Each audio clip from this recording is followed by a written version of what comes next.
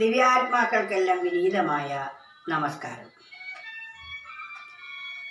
നാം നമ്മെ മറന്നുപോയതാണ് നമ്മുടെ എല്ലാ ദുഃഖങ്ങൾക്കും കാരണമായിരിക്കുന്നത്. എപ്പോഴാണോ എന്നെ കണ്ടെത്തുന്നത് അപ്പോൾ നമുക്ക് പരിപൂർണ സംതൃപ്തി കൈവരിക്കാൻ സാധിക്കുന്നതാണ്. എന്നെ നഷ്ടപ്പെട്ടതാണ് നമുക്ക് ഏറ്റവും വലിയ നഷ്ടം. ബാക്കി ഒന്നുകൊണ്ടും ആ നഷ്ടത്തെ പരിഹരിക്കാൻ കഴിയില്ല. അതിനാൽ തൻ്റെ നഷ്ടം പരിഹരിക്കണമെങ്കിൽ തന്നെ കണ്ടെത്തുക തന്നെ വേണം. താൻ ആരാണെന്ന പരമസത്യം നമുക്ക് ബോധിക്കുകയും വേണം. അത് ബോധിക്കുമ്പോൾ ഉണ്ടാകുന്ന സംതൃപ്തി എത്ര മഹത്തരമാണെന്ന് ഒരു ഉദാഹരണത്തിൽ കൂടി വ്യക്തമാക്കുകയാണ്. 10 പേർ ഒരിക്കൽ ഒരു ചോലയിൽ കുളിക്കാൻ പോയി. കുളി കഴിഞ്ഞ് കരയ്ക്ക് കയറിയപ്പോൾ നേതാവ് ചോദിച്ചു, അല്ല, നമ്മുടെ കൂട്ടത്തിൽ എല്ലാവരും ഇല്ലേ, ഇനി പോകാം എന്ന് പറഞ്ഞു. അപ്പോൾ എണ്ണി നോക്കുമ്പോൾ 9 പേരെ കാണാനുള്ളൂ. പരിഭ്രമമായി ആള് മാറി മാറി എല്ലാവരും എണ്ണി.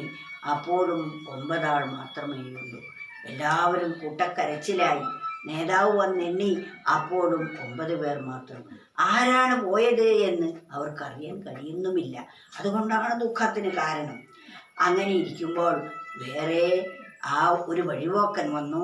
നിങ്ങൾ എന്താ കൂട്ടരെ കരയുന്നത് എന്ന് പറഞ്ഞപ്പോൾ, ഞങ്ങൾ 10 പേർ കുളിക്കാൻ വന്നതാണ്.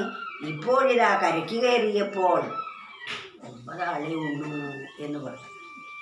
ഇത് കേട്ടപ്പോൾ അദ്ദേഹം എല്ലാവരെയും ഒന്ന് എണ്ണി നോക്കി. എണ്ണി നോക്കുമ്പോൾ 10 പേരും ഫുള്ളായിട്ടുണ്ട്. ഒരാളും അവിടെ നഷ്ടപ്പെട്ടിട്ടില്ല. അത് അദ്ദേഹത്തിന് മനസ്സിലായി. അവരോട് പറഞ്ഞു, ഇനിയൊന്ന് എണ്ണി നോക്കൂ എന്ന്. അവർ എണ്ണുമ്പോൾ തന്നെ മറന്നെണ്ണി 10 പേരും. തന്നെ മറന്നു, തന്നെ എണ്ണാൻ മറന്നു. ബാക്കി 9 പേരെയും എണ്ണി. 9 പേരല്ലേ ഉള്ളൂ, ഒരാളെ കാണാനില്ലല്ലോ. എണ്ണിയവരെല്ലാവരും തന്നെ മറന്നാണ് എണ്ണുന്നത്. തന്നെ എണ്ണാൻ മറന്നു പോയപ്പോൾ തീരാത്ത ദുഃഖമാണ് എല്ലാവർക്കും ഉണ്ടായത്. ആ നഷ്ടപ്പെട്ടു പോയ തന്നെ കൂടാതെ താൻ എങ്ങനെ യാത്ര തുടരും? അതുകൊണ്ട് ഇനിയുള്ള യാത്ര ആനന്ദപ്രദമായിരിക്കണമെങ്കിൽ നഷ്ടപ്പെട്ട തന്നെ കണ്ടെത്തണം. അപ്പോൾ മാത്രമേ സംതൃപ്തി ഉണ്ടാവുകയുള്ളൂ.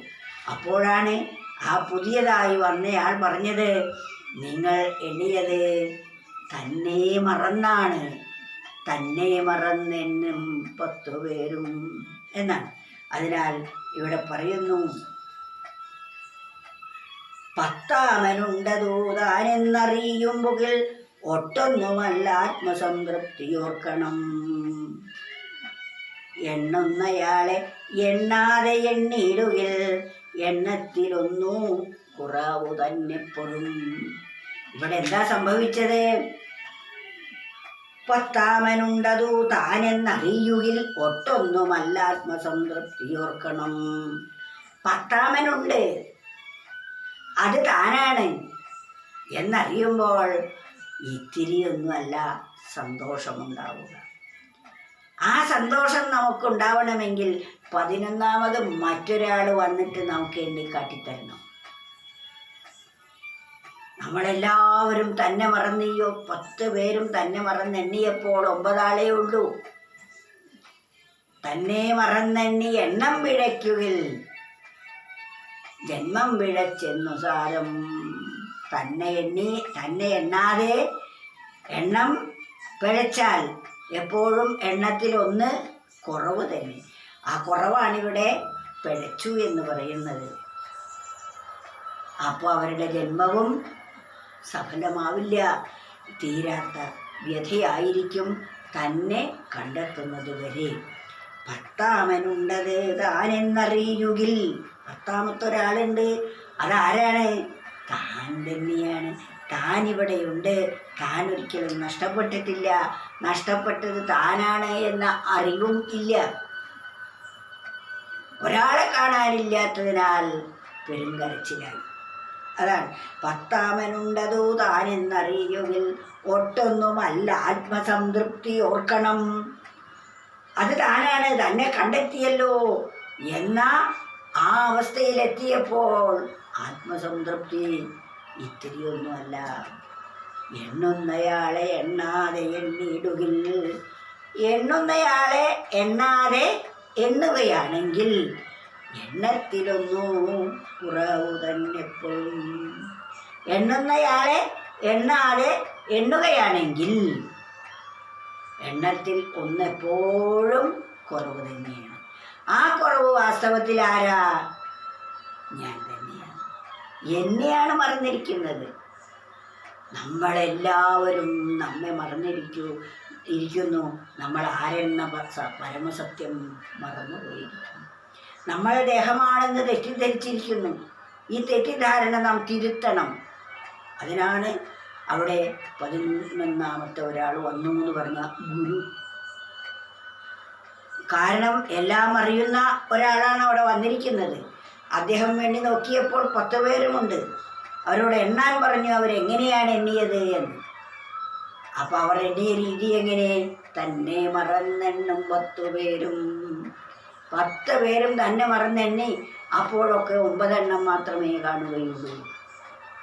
അസുഖം എന്താണെന്ന് മനസ്സിലാക്കി അദ്ദേഹം പറഞ്ഞു കൊടുത്തു, പത്താമനുണ്ടതോ നീ എന്നറിയുകിൽ.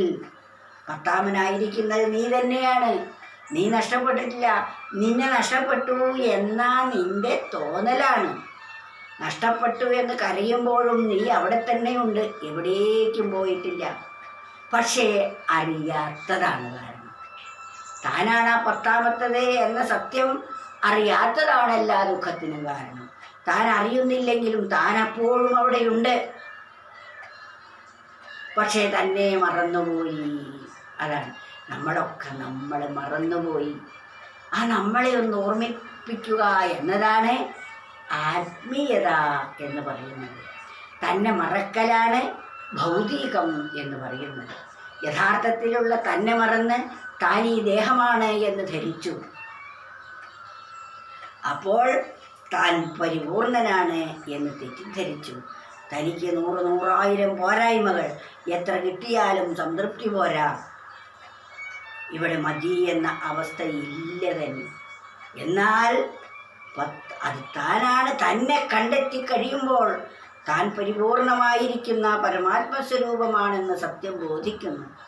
അപ്പോൾ പരിപൂർണ ആനന്ദം മാത്രമേ ഉള്ളൂ. അതുകൊണ്ട് തന്നെ കണ്ടെത്താൻ ശ്രമിക്കൂ. തന്നെ മറന്നുപോയി, അപ്പോഴും താൻ ഇവിടെ തന്നെയുണ്ട്. താൻ ആരാണെന്ന് ബോധിക്കുകയാണ് നാം ചെയ്യേണ്ടത്.